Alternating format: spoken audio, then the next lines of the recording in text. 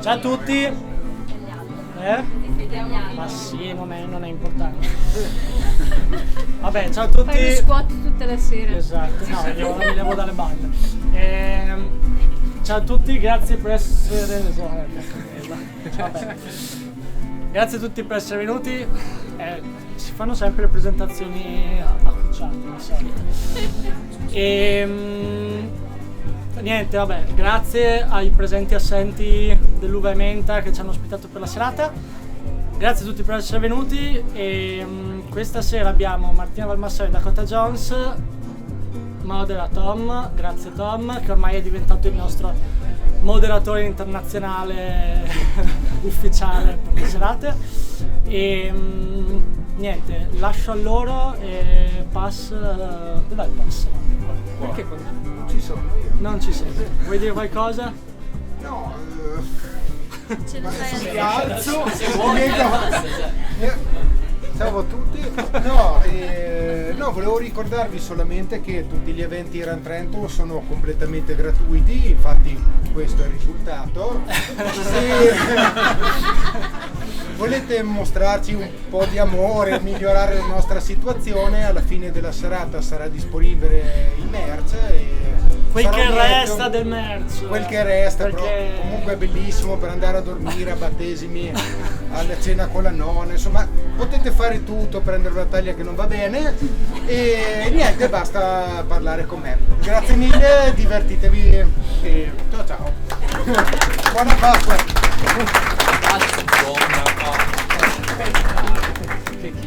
Chiudete e Ok, adesso andiamo all'inglese. Per ora bene a tutti. We're going to switch to English Because of the one American. So sorry. No, but I think so we'll all learn a new language. Yes, you're welcome. I hope everybody will be fine with that. Well, thank you for being here, both of you. How are you? How are you doing? Okay. Perfetto. Non abbiamo trovato il Walk for You aperto, quindi è una grandissima delusione da parte mia. Lui capisce, quindi questa può essere non tradotta. Allora siamo contenti della pizza e tutto bene. Anch'io, tutto bene. Mi piace Trento. Okay, well, Trento is a really good place for pizza. Is it? Yeah. Here, for example. You should try. No, well, Dakota, you've been now hanging out a bit in Italy, so how has it been here? Why have you come here to Italy to hang out? What have you been doing the last months, weeks? I've been all over the place. We've been in Cadore, over in near Cortina, and we're having the worst winter of all time, and if in terms of snow, but that just means that I'm running on trails in these amazing mountains. I mean, being in Italy for me is amazing because I get to try to learn a new language, poorly, but I'm working on it. And I just think there's so many things that, like, when I'm in the US, you hear about Italy. And for example, it's like the Italians speak Italian. But then I come here and everybody has their own little dialects and everybody has their own accents and everybody to the north of us speaks German, you know, like there's all these differences that we don't learn about. And I think it's really fun to see all these differences up close. And the mountains are incredible. Yeah. So. Nice. Okay, well, I just wanted to start maybe also with a question for Martina, just to get to know a little bit both of you. I didn't introduce you to everyone, but I'm pretty sure most of the people know you, but we'll just get to know you a bit better, I guess. Martina, when I started, or I got into running, trail running, there were these two people whom I really followed, which were you and Philip Breiter and you. You were these two, like, hybrid figures, like you were first athletes and then you got noticed by Salomon and you got sponsored and everything, but then you became this like hybrid photographer athlete thing, which was like this new figure in the sport. Were you first an athlete, were you first a photographer? How did it become that you became this dual person, working both as a photographer and also being like a super strong athlete, winning international races? Oh yeah, it has been a really cool story, I would say, because I was actually working and living in Arco, like close to Arco. I was working one of the many vertical shops there, and so I was just like full-time job and training more for winter skimo races, and so obviously running in summer for training. But the only races I was doing was a Limone Sky Race and some races close by in the fall, because during the summer, of course, it's impossible to get to race during the weekend because you are working in the shop. And then, I got lucky. I was a Salomon ambassador for Italy, and once they started the Salomon Running Academy for the young guns, the youth. I joined the academy as the oldest person in the oldest athlete in the team in Limone, and got my ass kicked, but I got to meet the people who was managing Salomon, and actually, really soon after that, a month after, I got a proposal to go to Asia and Korea and China to work as a photographer and being like ambassador and athlete for the brand. So because they needed someone that was able to run and take pictures, and that was my first trip with Salomon, where I started my career, and where Dakota was actually on that trip. That was funny. And so we met back in 2015, and and ever since, I left my job in 10 days. I had to decide if I wanted to continue or just like getting this opportunity that I could have lasted 2 weeks, and that's it. And okay, well, I'm gonna take it. But it was a really difficult decision, and then I got lucky and worked out, and then I changed my roles. You need to be able to evolve, kind of, and so started more just a photographer, and then a community manager, and then now I'm not doing any social media work for any other people rather than myself, because social media can be really heavy on you, even if you can manage your time. And now I'm just an athlete and doing still freelance for the taxes. Like that. Yeah, because recently, 1 or 2 years ago, you took this decision to switch from the photographer, social media manager, how the kind of thing, and focus on being an athlete. And also recently you shared your struggles with social media and with posting.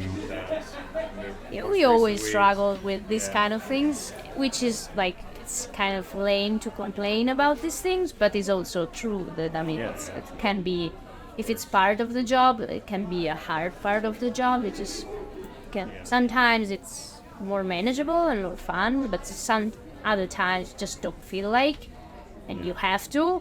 It's the same as going to work. Sometimes you don't really want to go, but you need to go, and so you accept it, but it's just like you don't have that big smile really going into work.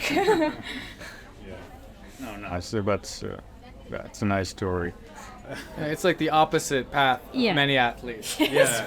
Because many athletes will compete at a high level when they're younger, and then like when their career is competitive is over, then you kind of do different things where you're still in the sport, but maybe a photographer and working around the athletes. Yeah. And Martina worked as as a photographer and content creator. Yeah, that's the until all of a sudden she won the TDS, and then now she gets to be a professional athlete, and it's super cool.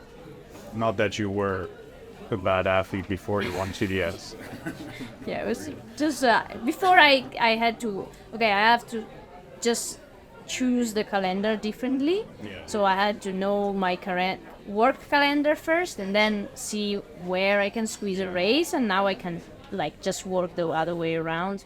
But now I can just see what I want to do, and basically. Yeah. That's it. Nice. But, sounds good. It's gonna return back to the other years soon.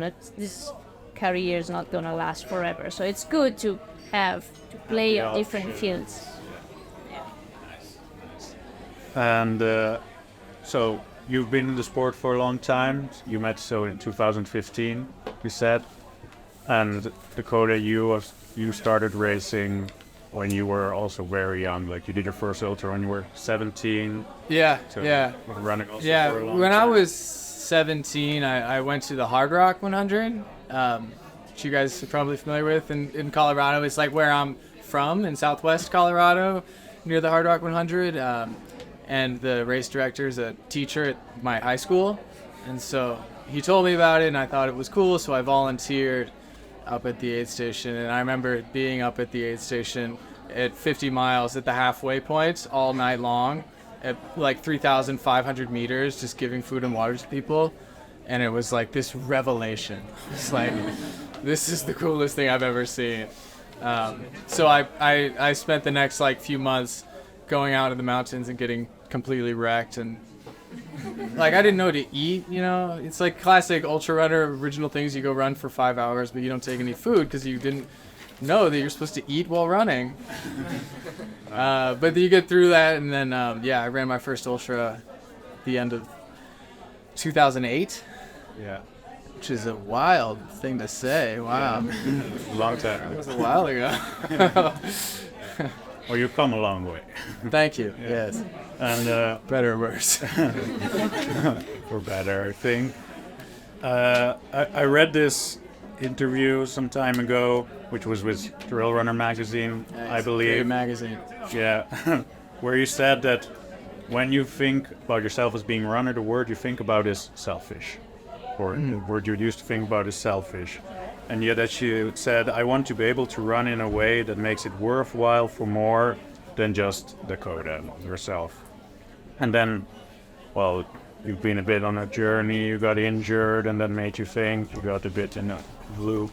And then you started doing all these really cool things. You joined Protect Our Winters, an environmental organization. You enrolled in an engineering program. You joined, well, now recently you've joined with Normal, which is also a big part for you in the environmental aspect. One thing I really remember fondly myself is when you cycled for many days to Pikes Peak Marathon start. You did the Pikes Peak Marathon, you won it, and then you cycled back home, which is like a crazy sacrifice which not many athletes are willing to do for the cause. So that really stayed in my mind. And you've been also organizing these running camps also for quite some time. So you've really been very active on the environmental side and also building community. So I wanted to ask to you maybe more specific about your running camps you've been doing, because that's really about also like creating a community, network of people and doing good things. Yeah. So can you talk a bit about these running camps you've been organizing? Yeah, exactly. Yeah, I mean, you know, when I think about like running, for me, it's like I am competitive. I do want to run races, and it's great to try to win a race. That gives me this sort of like structure to my year. But the things that really matter the most is like the effort of getting there, right? That journey that you take of training every day, the routine, the fitness, and like sharing this journey, this struggle with the people who understand, people like yourselves who are in the same kind of journey in whatever way is best for you. And like that is like a broad way of sort of encompassing this community. We're not doing an individual sport, even though we're all out there technically alone. Like we do races because you get to do this with other people, and we get to share this kind of goal, this passion with other people. And I don't really fully understand it myself. It's like this kind of infinite question for me of like why this means so much to me. But to be able to travel however many thousands of kilometers from my home and meet a group of people like yourselves who I think feel probably the same way as I do about this sport is pretty powerful.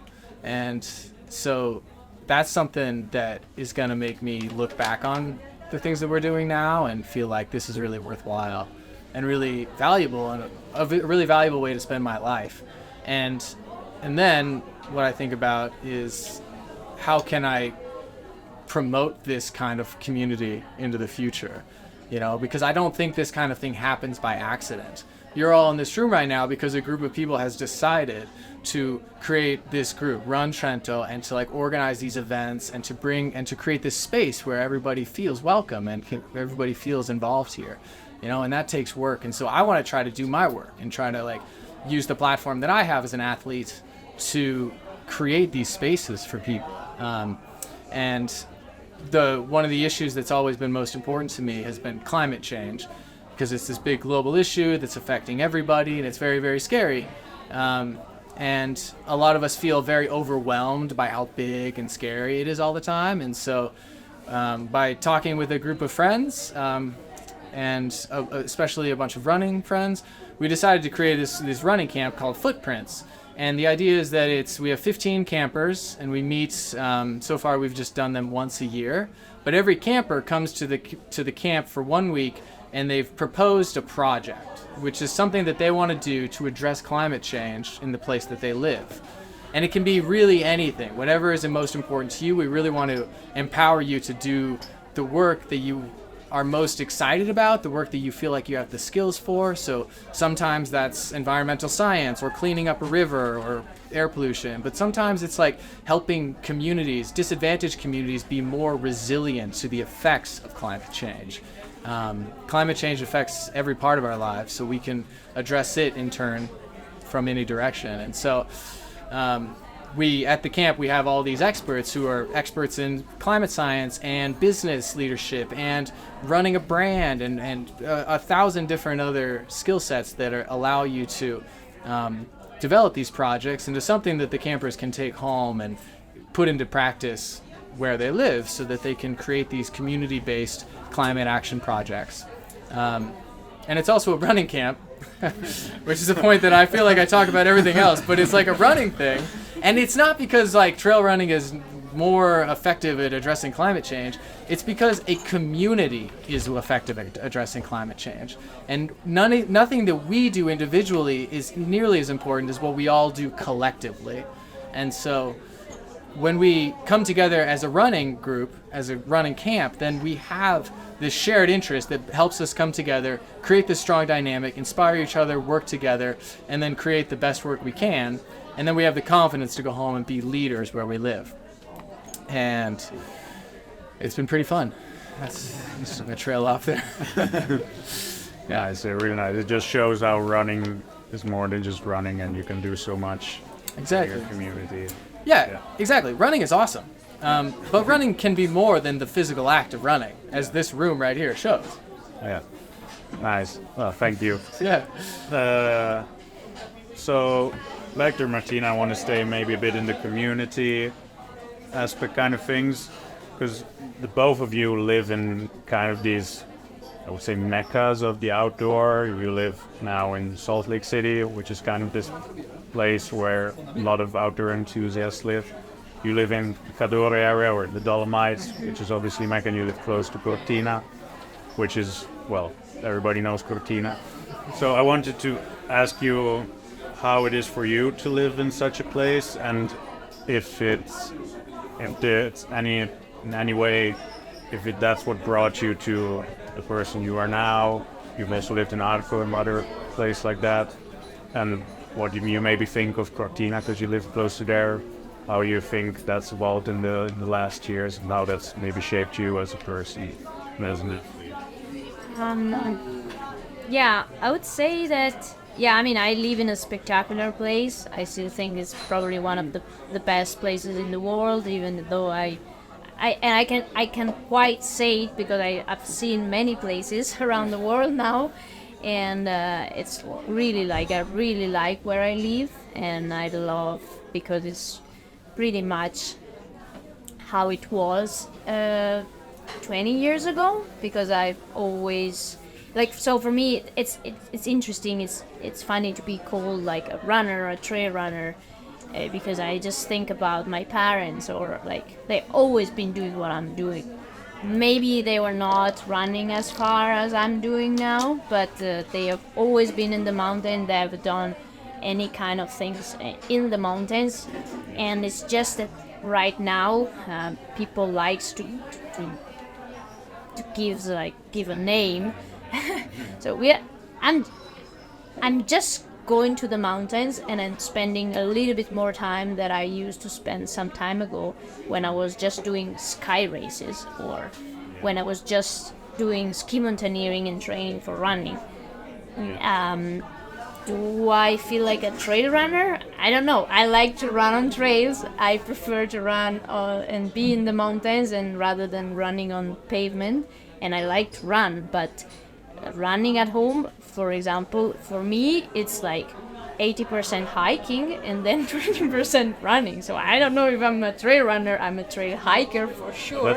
I think everybody can attest here. Yes, Trail running is basically just hiking with a bit of running. Yeah, exactly. Now I think people here understands more, of course, what I'm talking about. But sometimes when you're speaking with, Dakota's traveled many places, but like in general, you always say like, so what's your average mileage or like how many kilometers do you run per week? What's your pace? I have no idea. I don't even know like what's my 5K. I don't even know if I just run 5K or it's just like it's just different, it's different approaches, but at the end we just like the same thing, and that's what it's all about, because at the start of UTMB or any other trail race, you have the one who's really freaking into this like splits and the latest piece of gear and just like last technology and best energy drink, and then you have someone that don't really care about that, but you just all together at the same, and sometimes it's like it's good to have these connections between people that are so different. And then sometimes you realize that the one who's freaks out about gear and everything gets to know someone who's more chill, that just run with a cotton shirt and normal shorts. And eventually this guy maybe is faster than the guy that has the latest Sunto. And it's like, okay, but so then maybe it's not just about the gear, it's about something else. So it's good to create this connection. And it's just nice to share like the same things with definitely different kind of people, and it's I've been always doing sports in my life because my mom was really a Nazi against Cartoon Network and all this. I've watched Mila Shiro when I was in high school because I really wanted to watch Mila Shiro and I couldn't do it before because I was not allowed. I had to go outside and play outside. So it's traumatic experience with my mom, but I'm catching up on Netflix and everything. I'm catching up on the series that everyone, when I was in high school, they were watching it and I couldn't watch. Friends, watched twice after lockdown. Yeah, and that's why you became an athlete, so you yes. rest a lot and you spend a lot of time on Netflix. Yeah, and I really love the place I live because also it's really not touristic. And it's interesting now to see the evolution of the sport. Yeah, as you said, like Lavaredo brought a lot more.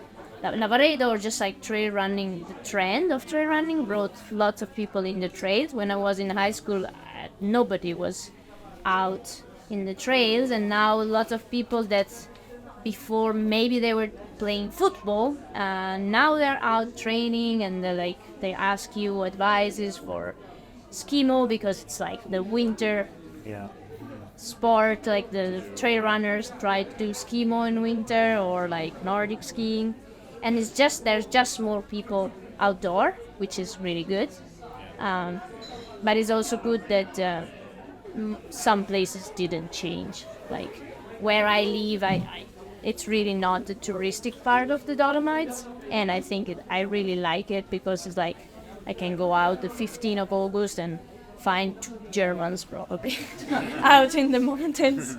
Yeah, and anyone else, or my mom maybe. Nice.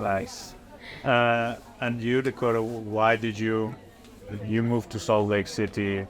Why did you go to this place? How is it live in such a place? And what is maybe the difference between there and the places you've seen in Europe or Yeah. race around the world. I mean, I grew up in southern Utah in a place called Moab, which is quite famous. It's like in the desert, so it's really, really cool location. I lived there until I was 15, and then I lived in southwest Colorado near Hard Rock for when I was in high school and like 10 years after that.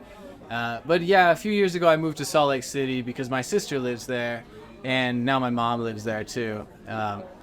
But it's a good spot. I mean, it's a giant city, man. Like, it's not amazing in some ways. Like, it's a huge city, and it's like super American. They drive giant cars, and the freeways are like a mile wide. Like, it kind of bums me out. But So that's why you are here now. that's why I came to Italy. Yeah. No, but at the same time, it's like there's a lot of cool stuff going on in the city. I can go to concerts. I never did that before. But also, like, the mountains right there are really impressive. You know, you can go up to above 3,000 meters really quickly, and they're really impressive mountains. And there's a really cool community. It's a place where people can have a real job and make money, but also be close to the mountains. And I live there mostly because my family is there. But yeah, it's a nice spot. Yeah. Nice. I don't know. I want to be honest about it. Oh yeah, that's good. That's why. That's why I asked about it. Okay, let's maybe change the topic now. I want to take the opportunity to change quickly a bit sport. Well, we've not been talking super specifically about running tonight, I've noticed, but anyway. Want to talk a bit about what you, Martina, have been saying, whether you did Transcavallo last weekend, a legendary ski mount race close by. Yeah. And you wrote this post where you reflected about that you saw less participants, less enthusiasm in recent years going to this kind of race. And, well, it just seemed like you were a bit sad and reflective about it because you've been participating in this a long time and you've been more a skimo athlete of the class, actually, rather than a running athlete. So could you maybe reflect a bit on that and maybe just how the sport has changed? And I think there's some similarities in how skimo is changing and also running and ultra running is changing. So do you want to reflect a bit on that more? Well, it's clearly one thing is for sure. The winter hasn't been here this year, so yeah, it's a really bad. It's a bad winter, and after COVID year, after 21, where we got really lucky because we got an amazing winter. After that, we really had poor season, so it's also understandable that people is not really into racing much. Also because with the for sure conditions changed, but even without that, I think just the sport has changed ever since they made it Olympic sport, which I personally think it was not made that. It's like I think it's probably good for the youth generation, but it just changed the sport. Or it's like it's the reaction that was bad because it's like now before I started in 2008 and I've been doing so many races. When I was young, I was like there was never even. It was more like, okay, this weekend there's 10 races in Italy. Where do I go? Yeah. They were always you have. It was difficult to choose, and now it's like, okay, in the next 2 months there's 2 races. One is in Val d'Aosta, one is in Austria. Okay, do I go or do I stay at home? Yeah. So it's also really, really difficult for organizers. I think it's a lot of rules and just the uncertainty for the conditions. It's really difficult to plan. I would say running races are easier to plan because as soon as you don't have a massive winter and it's June and still the snow is there, and so you need to figure out a different course, even if it's a terrible weather. Somehow you can manage. And when a ski will race, if there's no snow, you just like you will just work for nothing. So it's also understandable. That is hard, but it's also sad to see that has changed so much, and that ever since they made this transition of the Olympic sport, even now, like even when they actually do a race for the youth, for the junior, the young categories, they don't make a race, which can be even like simply 2 laps of the same race for the older generation, can be like in the past, my mom would take me to the race and she would do the race, and you can also help the communities. Basically, the young people are often like the son of someone who was passionate of the sport. So just like you actually bring more people to a certain place, and so you bring tourism. So it's kind of sad that they're not willing to do that anymore. Even races like Menta, iconic races where, like, until 5 years ago, I had friends that they tried to register for this race for 10 years and they never even make it to the start because there were too much people registering. And now, like, the registration were closed normally by end of January. You can still register now because there's not enough people going. So it's like, it's still like the race is the same, and you go there, it's great vibe and everything, but just like it's changing, and it's kind of sad because it's really one of the best sport for me, and it's, even though it's more about gear and you need the skill, you need to have some other skills than just running, but it's still kind of sad that this is like the professionalization of the sport is kind of it's gone, like you have like exactly like it's like cycling, I don't know, but in cycling you have a massive amount of people just like that they will still ride the bike and just like do their own races. So you have, of course, the elite that are just like a different level, and right now it feels like either you enter this level or you not. You can't even, you just go back to normal skill where you just do your trainings and that's it. But sometimes it's nice to have even just a challenge, just to test your fitness and just to stay motivated to do your own, to progress on your own training. But then also climate and also change. And also meet some other people. It was nice. You always met like friends in Val d'Aosta or in Torino, and you meet at the race, and now it's not happening anymore.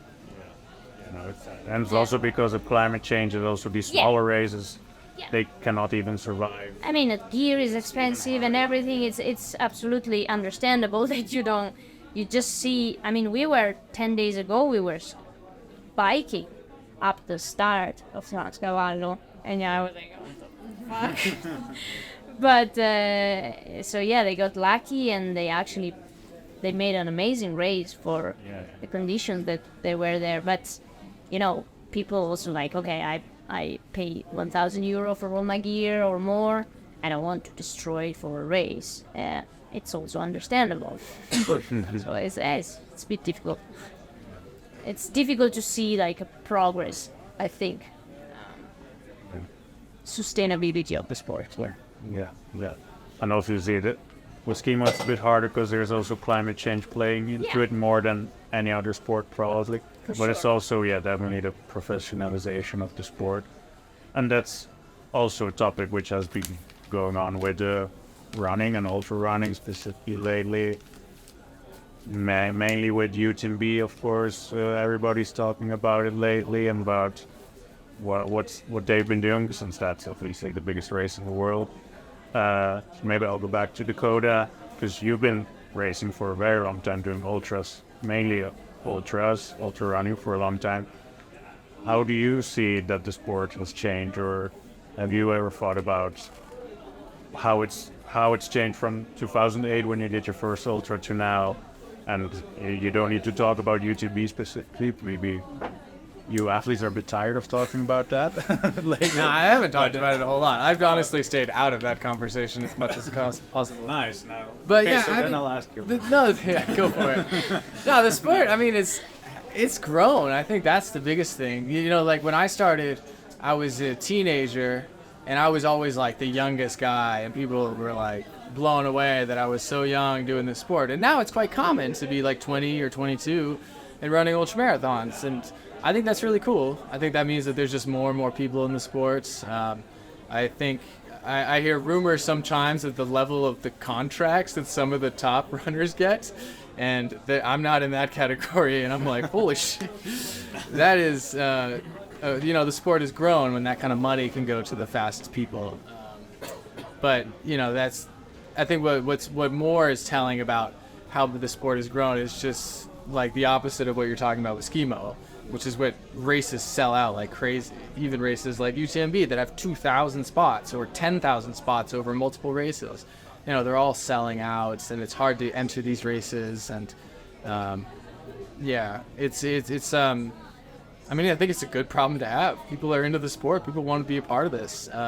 And I feel like a big part of it is not just because they want to like test themselves and like push themselves to the absolute limit and see how strong they are. It's about this community that we have. You know, I think it's not just me that like feels like when you come to a trail race and everybody's friendly and supportive. You know, if you go out there and you run I don't know, 10, 12 hours, 20 hours with someone else, even if you're competing with them, you're like friends at the end of this race most of the time. And if they fall, you stop and make sure they're okay. There's not a lot of other sports that do that. And I feel like that inclusive nature is really, really inviting. It certainly is for me. I mean, I go out there and I race really hard and I want to win, but I'm also like running with people and we're working together. Like at the Western States 100 last year, I ran with Tom Evans for, 100K. And he ultimately won the race, and I blew up spectacularly. But there was a chance I could have stayed with him, And for like a really long time, we ran together, and we were talking, and we were working together, and like he's such a military guy, and so we're going up climbs, and he was just like, okay, this is a 20-minute climb, Dakota. We're gonna get over the top of this thing. If we lose any time on those guys, then we're gonna make it up on the next descent. And I was like, aren't you racing me? But it was cool, we're like friends. And so I think people really like that. People want to be a part of that. And when I think about UTMB, people point out specific things that UTMB is doing wrong. They're like, they let this company sponsor them, or they're like, have this policy or this and that. But I really think that what people are worried about is that as a company like UTMB grows and creates their own index and controls all these other races and the entries to these races, what they're doing is they're kind of elbowing everybody out of the way so that they can control this entry into the race and into the sport and culture. And there's a lot of different ways they're doing that, but a lot of us, I think, feel that it's dangerous to let one organization, one person, have that kind of control over something that gives all of us so much.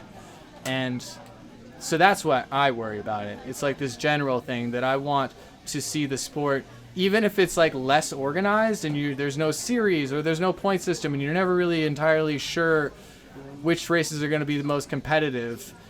That's always been a factor of trail running for me, and some people don't like it, but I do. And the trade-off that I'm worried about is like if some company is all of a sudden like able to tell all the runners which races you have to do, and they set the prices and they like control the sponsors, like they control all the money and the entries, then I think that we're going to lose something, and it'll be like much more cutthroat, and people will have to compete with each other in order to have these limited spots, and that might have a negative impact on this like camaraderie that I think we feel. But of course, there's always going to exist races outside of this sphere, and so it's our choice which races to do. I mean, I obviously sound negative about UTMB. I'm planning to run it, so I'm also sort of full of shit. It's a hard position to but be it's in a tough as position. an elite athlete. Yeah, I can imagine. and I also think that they haven't completely gone over to the dark side yet. I'm like still hoping we can, come on, help us.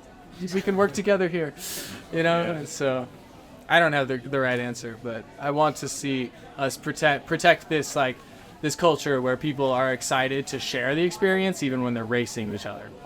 Yeah. We don't like exactly what UTMB is doing. Like, is really like pushing a little bit the limits of what's acceptable or not, but also it's a job. It's like we need to be aware. I mean, for me, like I'm not anymore a photographer who's running races. Now I'm part of the international team, and UTMB is one of their main focus. And so, do I want to be in this team or not? It's also like this, and there's a lot of people that has to think about that way.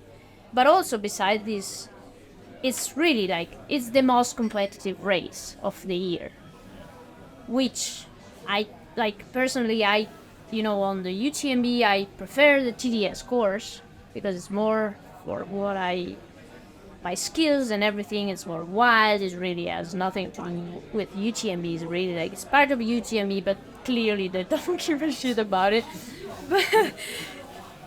But the thing is also like,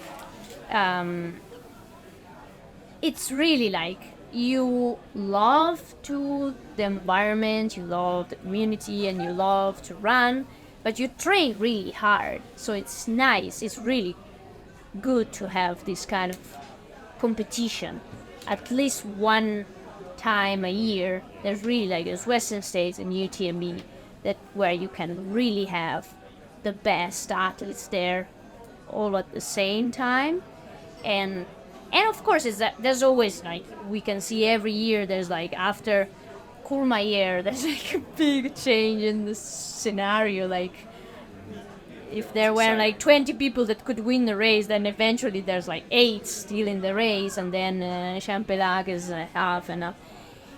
But it's also like what's cool about that race. So you need to see always the pros and the cons, but it's like there's a lot going on in terms of like the way to enter the race, like all the communication about it. But it's like it's crystal clear that there's it gives you like in terms of image like a comeback that is really it's really important, and you give to the race, of course.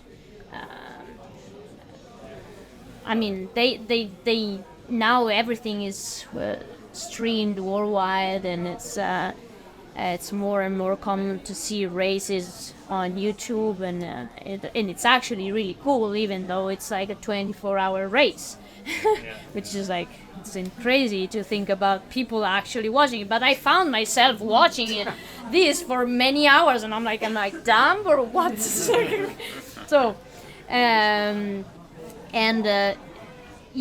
it's for sure they can do better, but they can also do worse, I think. And especially when you want to create something so big, you need to choose, like, you need to make decision, and you can't please everyone in this decision. So if they want to go big, of course they need to cut other. Yeah, but I think that what we want is not that UTMB doesn't exist anymore. Like we don't want to boycott UTMB. It's like saying if the Tour de France did something wrong, like okay, Tour de France shouldn't exist anymore. Like UTMB is the biggest race, and we want it to keep existing. But because we want to keep existing, we want to. I think it's like the we are in the time of a limbo, which is like we still want to like take care of the community, of the smaller races, but also we want the sport to grow, and so it's really just difficult to manage to where you want to go. But like I think it's just finding a balance, like doing a big race like TMB, and then try to support other series or support like races that are not exactly like famous, or just inspiring races, because at the end I think if you want to run, especially for a long time, you need to have something that really inspires you.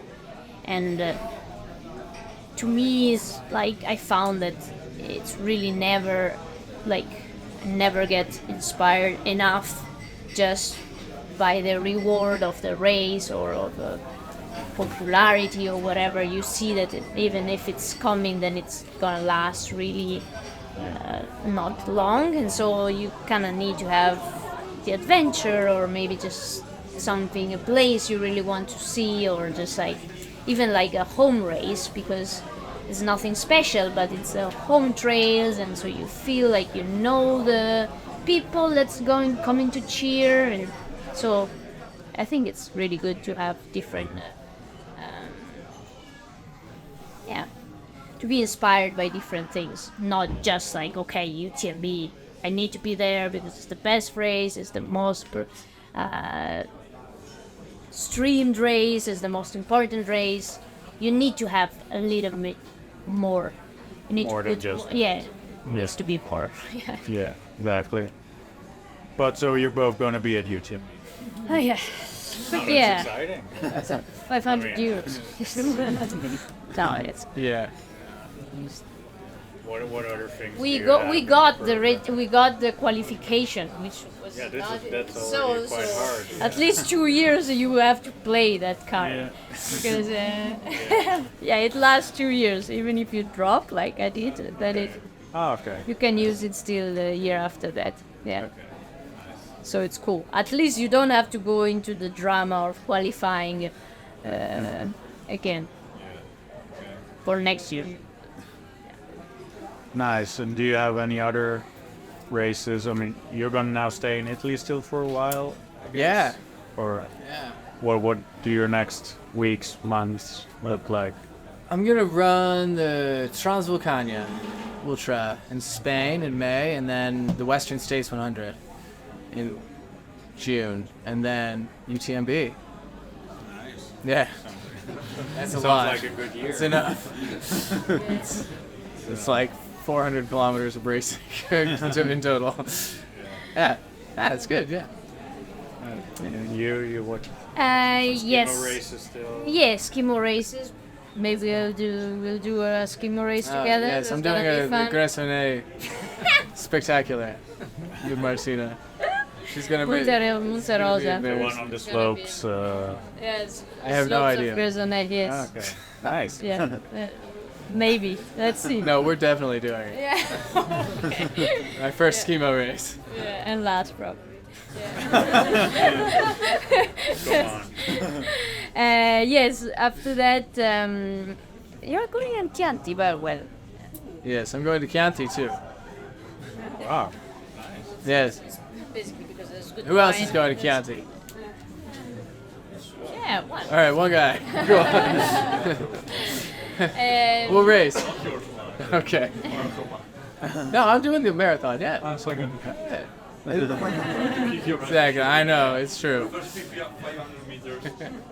Those are the most important ones. Yeah. So yeah, no, I'm doing Mute, Madeira. So big race in April, and then I am doing a race.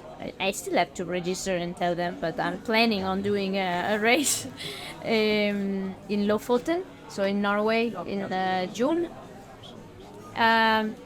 Because it's like it's this.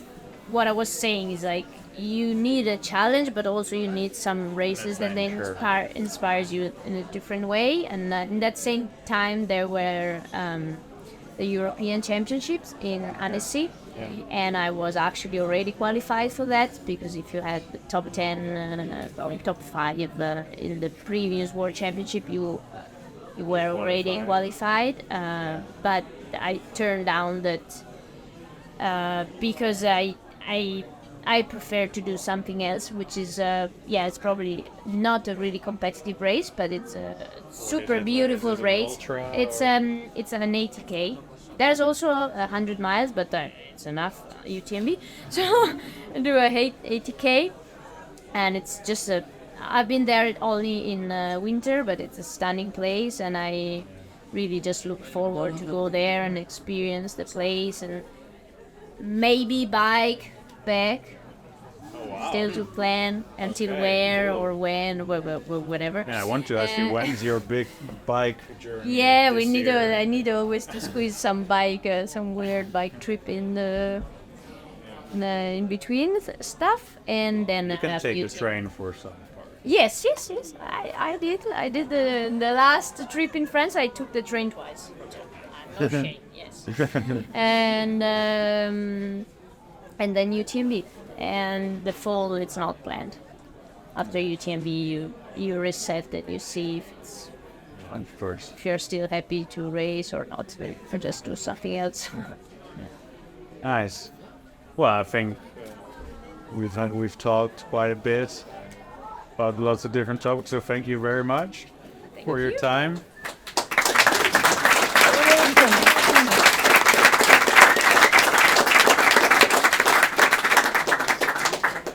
If anyone has some questions, they can raise their hand and ask.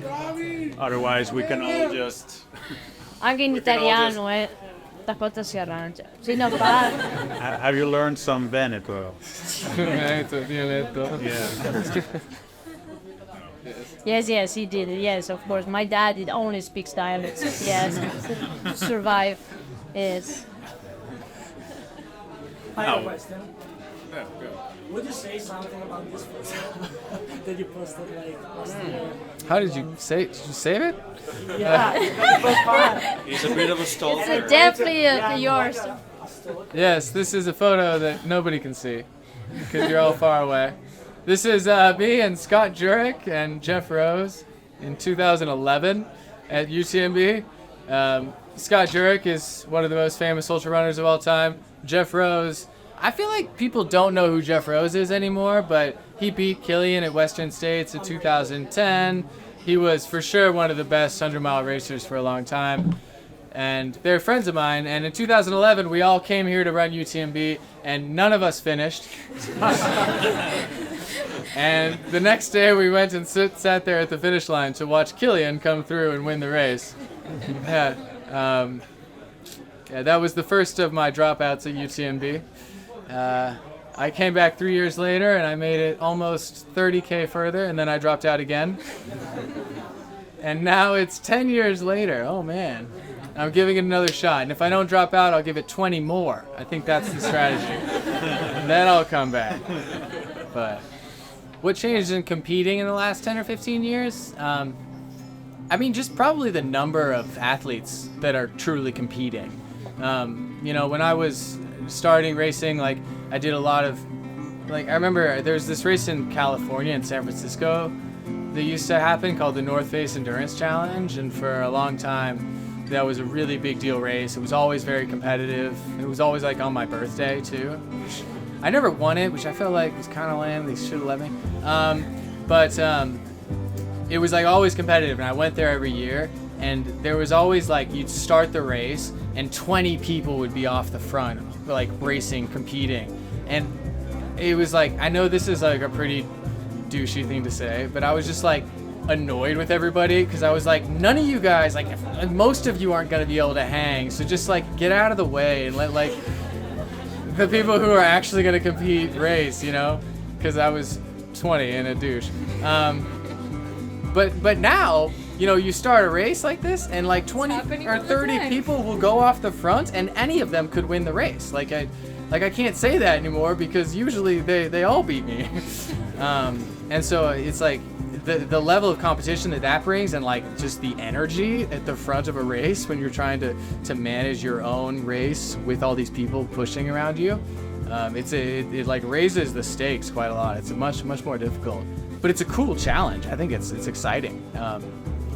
And that's only at the biggest races. Of course, there's tiny races where there's just a few people, but yeah, I just say there's more people competing at a higher level. It's exciting. Nice. Yeah. So, if there's no more questions, I guess we can all just grab another beer and enjoy the night. Cool. Thank you Thanks very for much. coming out, everybody. Yeah.